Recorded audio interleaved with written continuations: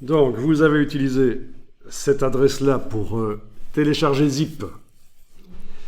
Quand vous dézippez, vous obtenez quelque chose qui ressemble à ça.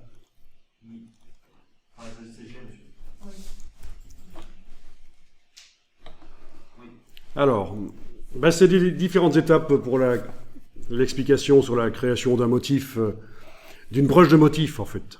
Donc, il y a les brushes artistiques, il y a les brushes diffuses, et là, c'est un troisième type de brush, les brushes de motif. Bon, on va ouvrir les documents petit à petit pour voir un peu comment ça s'est construit, et on va refaire ça après. Donc, essayez d'ouvrir le 1. Voilà, vous voyez ici.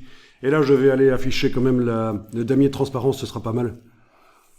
Ou, autre solution que le damier de transparence, mettre un calque avec de la couleur. On va plutôt faire ça parce que c'est pas mal aussi. On va aller dans la palette des calques. Évidemment, on va pas le faire à chaque fois. Mais je vous montre. Oui, parce que le faire pour chaque fichier, ce serait ennuyeux. Mais dans la palette des calques, si vous créez un calque, que vous l'appelez fond,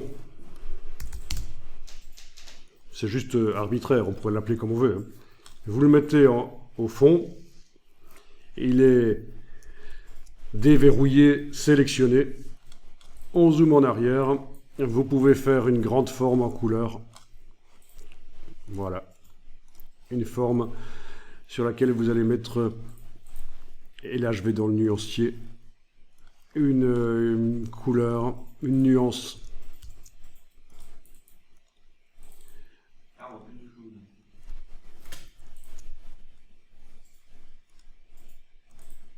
Voilà, ce genre-là. Juste une couleur de fond comme ça. Ça peut être pratique quand on travaille dans Illustrator. Mais bon, tous les documents que je vous ai fournis ici n'ont pas cette couleur de fond, donc il faudra, si on veut voir ce qui est blanc et ce qui ne l'est pas dans le document, il faudra afficher le damier de transparence. Pour les suivants, on va faire comme ça.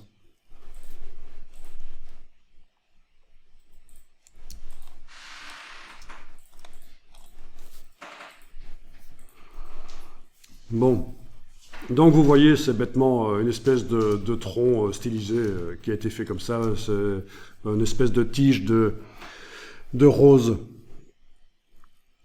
C'est pas très important le graphisme ici. Bon, ce que vous allez faire, c'est sélectionner votre rectangle là, le rectangle de fond que vous avez créé. Vous le sélectionnez, vous le copiez, vous faites un CTRL-C, commande-C. Et alors on va ouvrir le document suivant, le 2.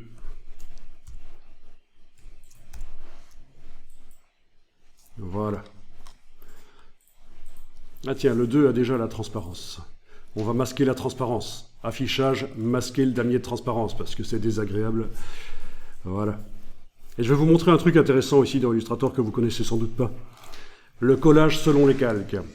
Donc, la forme rose que vous avez été copiée là, il y a 30 secondes, elle était sur un calque spécifique, rien que pour elle.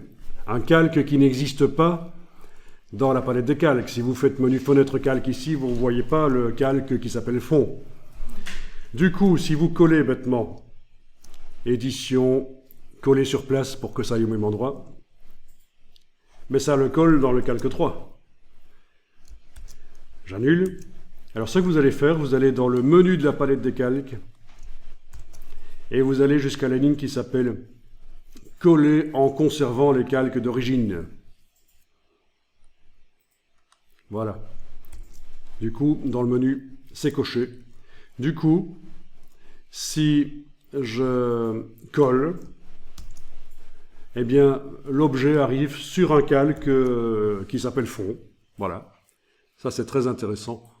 Il suffit de le mettre en dessous. Et voilà, vous avez votre fond.